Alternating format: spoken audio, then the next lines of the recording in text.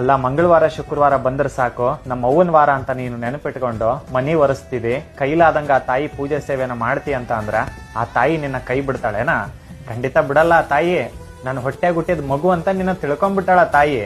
ಯಾಕೆ ಈ ಮಾತನ್ನ ಹೇಳಾಕತ್ತೀನಿ ಗೊತ್ತಾ? ಮನ್ಸಿಗೆ ಬಾಳ ದುಃಖ ಮಾಡ್ಕೊಳಕತ್ತಿ, ನಮ್ ತಾಯಿ ನನಗೆ ಒಳ್ಳೇದ್ ಮಾಡಲ್ಲ ಗೆಳ, ಎಲ್ಲರಿಗೂ ಒಳ್ಳೇದ್ ಮಾಡಕತ್ತಾಳ. ಇಷ್ಟು ಸನೀಕಿದ್ದಿ ತಾಯಿ ಸೇವೆ ಮಾಡಕತ್ತೀನಿ, ನಾನು ನನಗೆ ಯಾಕೆ ಒಳ್ಳೇದ್ ಮಾಡಲ್ಲ ಗೆಳ? ನನ್ನ ಮನಸ್ಸಿನಾಗ ಬಾಳ ನೋವು ಅದಾವು, ಅವ್ ಯಾಕೆ ದೂರ ಮಾಡಲ್ಲ ಗೆಳ ತಾಯಿ ಅಂತ ಕಣ್ಣೀರ್ ಹಾಕಕತ್ತಿಲ್ಲ. ಹಾಕ್ಬೇಡ, ಆ ತಾಯಿ ಕೈ ಬಿಡಲ್ಲ. ಆ ತಾಯಿ ಯಾರ ಋಣದಾಗ ಕೂಡ ಇರಕ್ಕೆಲ್ಲ. ಆ ತಾಯಿ ಬಯಸಿದವ್ರಿಗೆ ಸೇವೆ ಕೊಡ್ತಾಳೇನಾ? ಇಲ್ಲ, ಆ ತಾಯಿಗೆ ಯಾರು ಇಷ್ಟ ಆಗಿರ್ತಾರ ಅವ್ರಿಗೆ ಸೇವೆ ಕೊಡ್ತಾಳ.